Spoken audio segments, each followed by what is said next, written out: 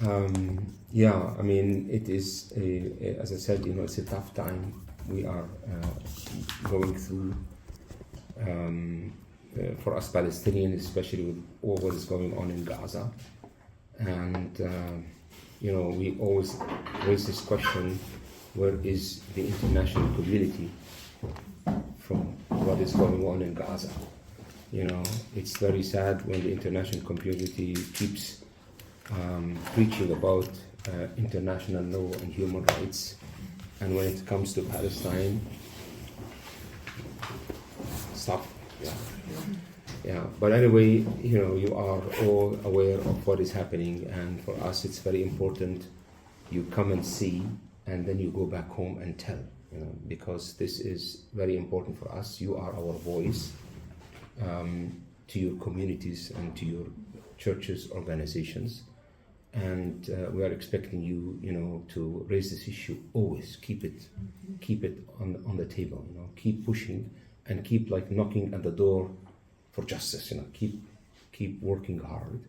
And I feel like this is the moment where we have to work harder and harder. And that is why we appreciate your presence in Palestine in general, but also in this place. As Omar said, our story is not that different from many Palestinian stories. It's about land confiscation. It's about expansion of Israeli illegal settlements that are built on Palestinian ground, as you see. And as an example, here we are surrounded by 5 Israeli Jewish colonies, I would say, because settlement, you think it's like 3-4 houses that are disconnected from the city, but you are talking about communities that are about 60, 65, 70,000 people. And most of those colonies are built in the 80s, which means a generation of children was born there, grew up there, got married, and have their own children. So day by day, with all what is happening, and especially after October 7th, we feel even like realizing, let us say, the dream of having a Palestinian state on 22% of historic Palestine, which was a big compromise, is day by day is disappearing because of the settlements expansion.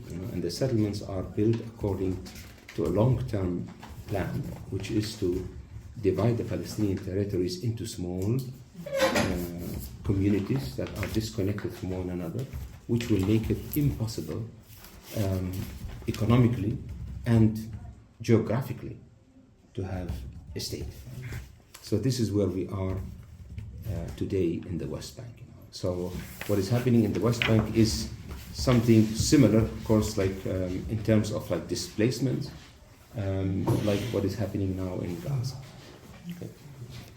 Now, we are here in an area that is about 7 kilometers southwest of Bethlehem, and the farm is located on a hilltop, as you see here.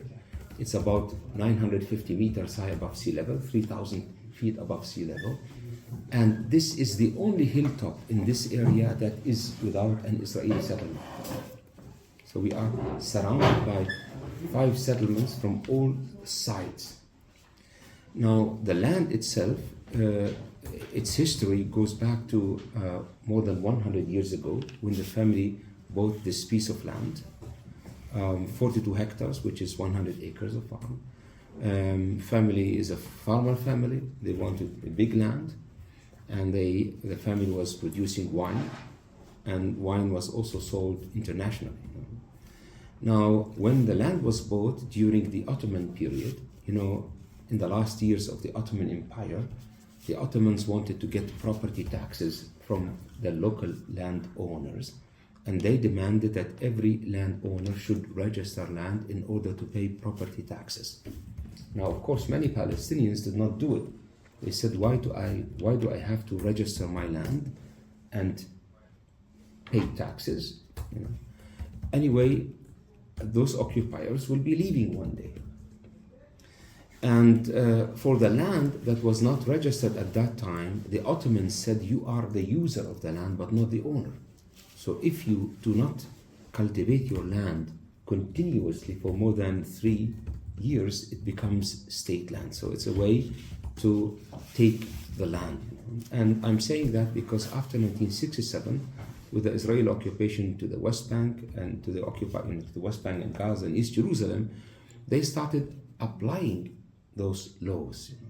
So in the 70s and 80s, the easiest way to confiscate land is to declare it as state land, leaving the burden on the landowners to prove ownership. Now many, maybe you can call Farid to listen to the story, because he was passing. Please, yeah.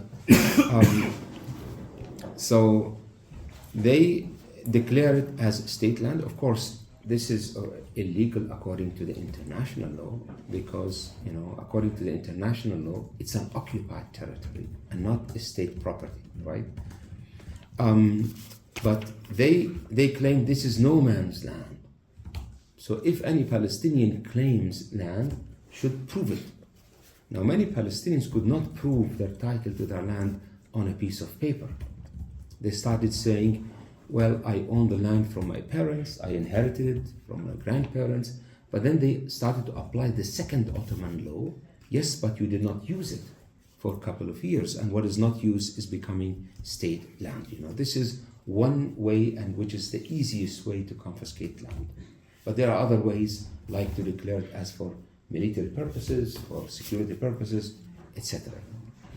Now, in our case, when my family bought this piece of land, they did two unusual things. The first thing they did, they registered the land. So we got documents from the Ottoman, from the British, from the German. We kept re-registering. And even documentations after 1967 from the Israeli military authorities. Now, the other unusual thing the family did, they lived on the farm in a cave, because for them was, in the cave now, our volunteer is staying. In that cave, my family lived, because my grandfather decided not to build a house. He said, we belong to the land, we live in the land. Also, this is not just physical, this is also the spiritual connection with the ground. And with this relationship to the land, my father and uncle grew up, continued the work that their parents started until they passed away, and we are here, the third and the fourth generation, grew up also with the same connection with the land. Now, the second chapter of our story started in 1991, when we heard by chance the Israeli military authorities declared our farm as state land. As I said before, this is the easiest way to confiscate land. And since we are located in the center of 5 settlements and in the center of one of the biggest settlements blocks in the West Bank, which is so-called the Gush Etzion block, they wanted the land to build a settlement, but also to control the Palestinian village in the valley from all sides, because this is also the purpose of building settlement, the building of walls, fences, all of that serves the same purpose, which is to isolate the Palestinians into small communities on like small homelands that are disconnected from one another. So we said, this is unjust. We have the documents that prove our ownership to this land. So we decided to challenge the empire, and we went legally to protect our rights to this land. And of course, we are under occupation, and the West Bank is under Israeli military control. So we went to the Israeli military court to prove ownership, and we started a legal battle that is going on and on until today. In 91? In 1991. Wow. So we spent the first 10 years in front of the military court. And of course, when we submitted the documents, it was a shock to see papers, land documents, But instead of ruling for our favor, they postponed the case, and they started, putting one obstacle after the other. One time they said, the papers that you have might not be for this specific area. So we had to prove the opposite. And then we had to survey the land again. And then we had to bring eyewitnesses, you know. So one obstacle after the other, 10 years we spent in the court. And after 10 years, the military court said the family does not have enough proofs of ownership. You know, of course, this is unjust, illegal. So we did not stop there. We did not accept this injustice, but we went one step higher and we brought this case to the Supreme Court in Israel, in front of the Supreme Court. Of course, Palestinian lawyers from the West Bank cannot represent Palestinians in front of the civil courts in Israel. So we had to hire a Palestinian lawyer from Jerusalem who is still representing us until today. So today we are in a 34 years in a legal battle with the Israeli authorities, with hundreds of thousands of US dollars we spend on legal expenses, but without giving up, because we are people who believe in justice. And you know, we keep pushing, and that is why, you know, we always need the international community to push for us in your own communities, you know, whether you write to your representatives, whether, you know, like to, you know, you inform people. So anything, any small thing can make a difference, you know. So in 2006, the Supreme Court was embarrassed because we have the documents. Instead of ruling for our favor, the Supreme Court returned it back to the military authorities with a request that we should be able to re-register our own land again in order for the Israelis to recognize it as a private property, because this area is Area C of the West Bank. You know, Area C, you know that area, what Area C is, which is like Area C is making more than 60% of the West Bank, and it is totally under Israeli control. So we immediately said, you know, we will start a re-registration process, and we did in 2007. And after a couple of postponements, they claimed that we did not provide them with legal documents, which is not true. And then we had to start again in 2013, and then they claimed that they lost our file. And the third time we started in 2015, and we are still in the process of re-registration. You know? So I can also send you more information in order to help us push this justice, you know. Yeah. So anyway, 34 years without giving up. But at the same time, we were facing, and we are still facing, attacks from Israeli settlers, that they used this physical pressure to move us out. So they came to the farm, and especially between 1991 and 2002, they cut our trees, they damaged our water tanks, they threatened us with guns, and they tried to build roads on our land to build settlements. And one time, after we stopped them from building a road, the settlers got very angry and they destroyed 250 olive trees from our farm. And you know that how important an olive tree for a Palestinian. But 3 weeks later, we managed to plant new trees sponsored by a Jewish organization from England called European Jews for Just Peace in Palestine, who heard about our story indirectly, and they sponsored and came and planted 250 olive trees with us, and as a sign of hope and solidarity. So one of the biggest destruction we had in the valley, 2014, when the Israeli bulldozers came and destroyed hundreds of fruit trees 10 days before the apricot harvest, claiming that those trees were planted on state land. It was hard for us because in a dry climate, I mean, we are in January, it's supposed to rain, it's supposed to be cold, but you know, like with climate change, with this, you know, it takes years for a tree to grow and bear fruits, and in a couple of hours, everything is destroyed. Was difficult to stand up again, but we did, and we planted new trees, and many people came and helped in sponsoring and planting new trees. Among them was American Jewish group who stayed here.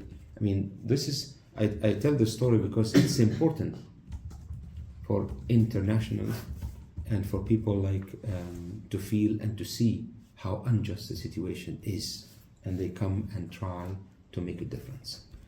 So even with physical pressure, we did not give up.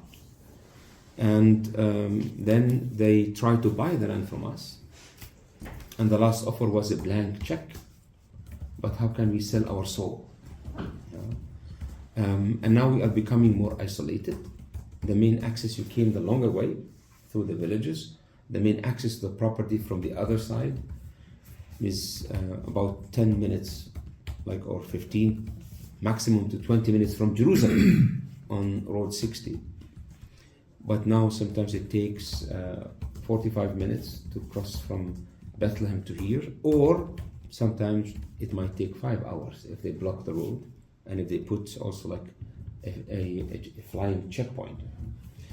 So the settlements are expanding. They built a new religious school that is operating since a couple of years. And you know that religions are being abused. We are afraid that this school might be visited by radical settlers who come with the ideology, this is the land that God gave to us. So they might attack us here, and the road will continue to be permanently closed for us. The third obstacle is the wall that you've seen, right?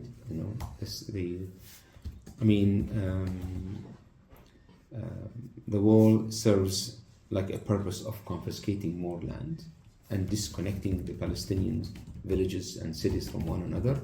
It's not built at the border between the West Bank and Israel. It goes deep into the Palestinian areas, and as I said, it is separating Palestinians from Palestinians and Palestinians from their own land. So when the wall is completed around Bethlehem from the south and southwest side, we will be here on the Israeli side of the wall. That means we might not have an easy access to Bethlehem. And this situation might force many Palestinians to give up and leave. Now on the ground here we have restrictions. We are not allowed to build anything. We have more than 20 demolition orders, no access to running water and no electricity, in order to make it impossible for us to develop the land. Of course, this is the situation that many Palestinians are facing. This is not a new story. And of course, after October 7th, we became more isolated. The main access from the other side, which is this road, is being blocked for us. I mean, we used to walk from that where the road is blocked and come to the farm. So we are here in this area. Now, this is not anymore accessible for us. The settlers declared this area, the land of our neighbor, as a state land or for military purposes, and they installed a caravan here at the edge of our property, and also RV, like what's it called it? Yes. So, and they opened the road here, and they stopped it here at the edge of our property. Yeah. And we assume and we are concerned that this road might continue to go through our property in order to to divide the property into two pieces, and the other piece, which is the eastern one, won't be any more accessible for us.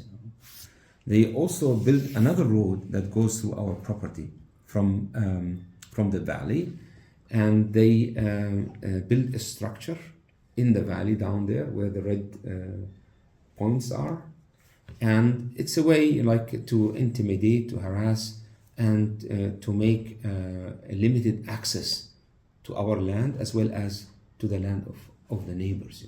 This is another way. And as you know, that the settlers are given the green light to do whatever. And you hear on daily basis about attacks, about how settlers are burning olive trees, and like yesterday, I think north of Ramallah, they burned agricultural building for a farmer north of Ramallah, and then if you try to go legally, not that much is done against them. We did, actually, and we went through the legal issues, but at the end, they keep postponing the case, and they put us into different tunnels. We finish one case, and then they put us in the another one, and this is how it goes. But for us, it is important to document all of that and keep it in the court. So, a struggle that continues. This is the Palestinian story. But what should people, or what can people, or how can people react to this situation?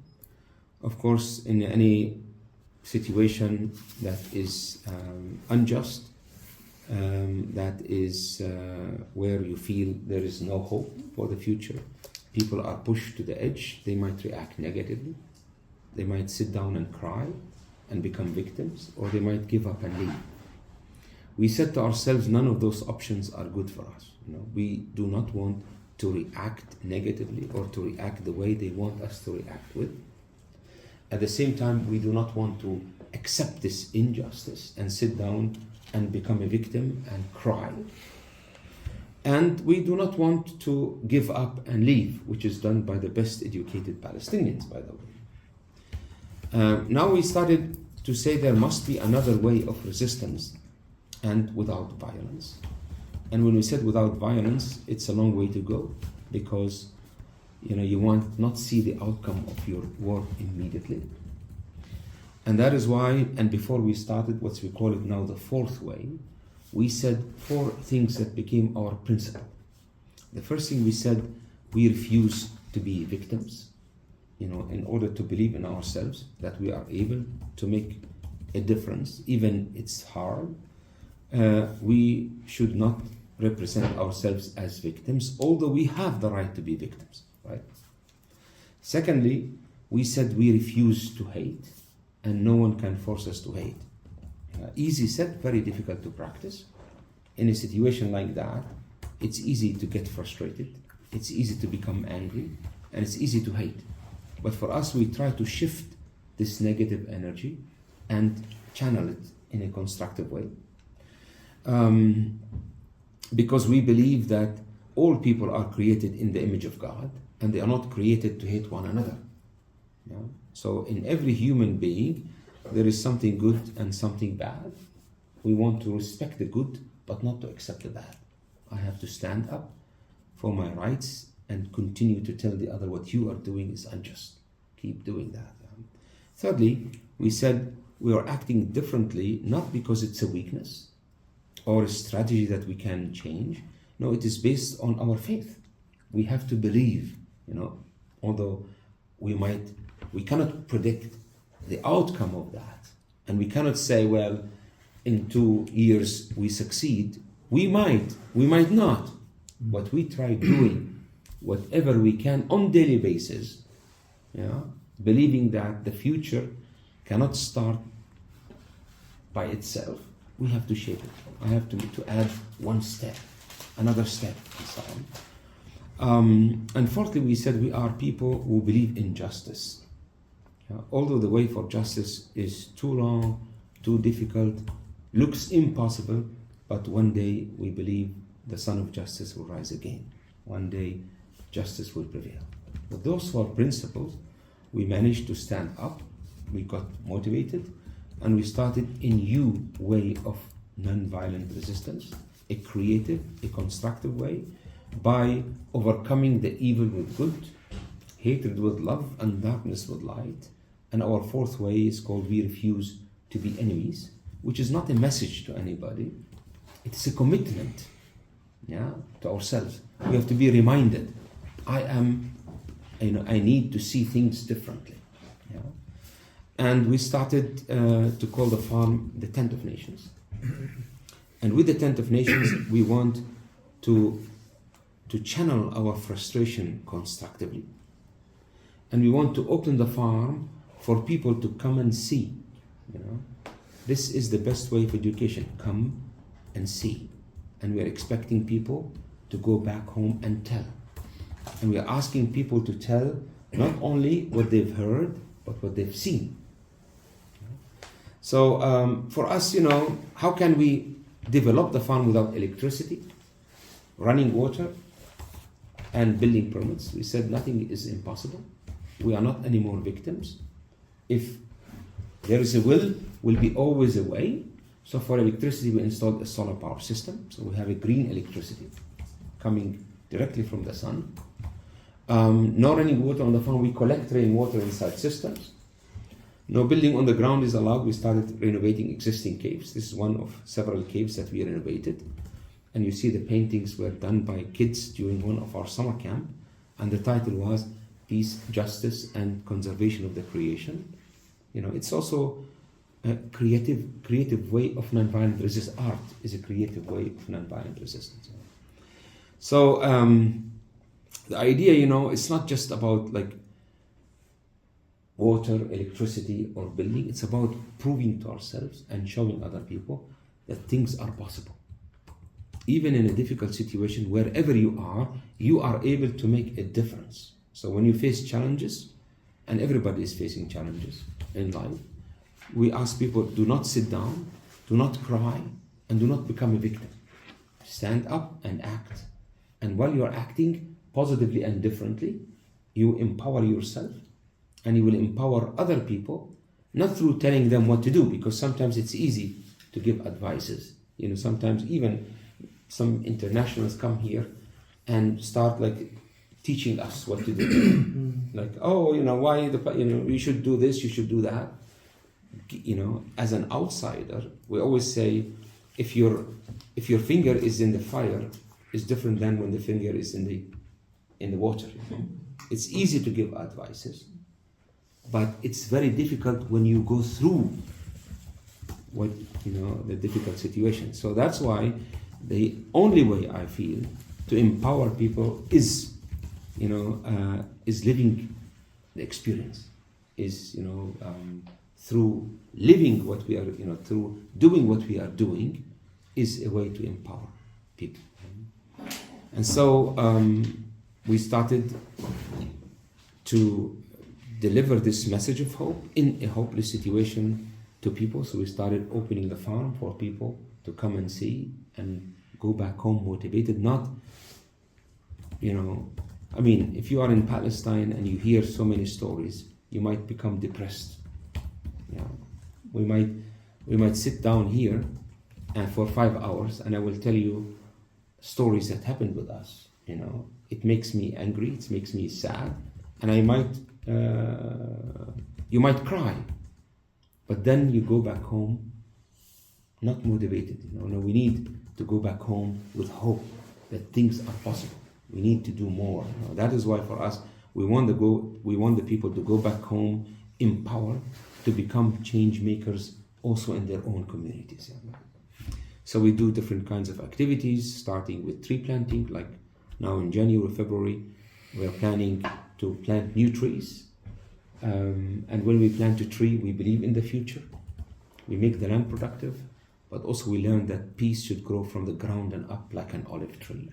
Peace cannot come just theoretically through an agreement or like writing something. No, it should grow on a solid ground like an olive tree. If the roots go deep down in the ground, the tree can live for years in a very challenging weather. We do children's summer camp activities. Last year, because of the limitations here, we were not able to do a summer camp, but usually every year we bring about 50 children from Bethlehem area, from refugee camps, both Christians and Muslims. Our children are traumatized, growing up in a very difficult political reality. So we try through creativity like paintings, mosaic, music, theater. We want the children to discover their talents, to focus on their positives, and to believe in themselves that they are capable of shaping the future. We have harvest camps. We have the almond harvest in July, the grape harvest in August, the fig harvest in September, and end of October we have the olive harvest. We are glad that we have today international presence of volunteers. Very important international presence for volunteers. We have people from the Netherlands, Jan, Meta, we have Farid from Australia, we have Pastor John from England, and we have also other volunteers that are working outside, also from the Netherlands.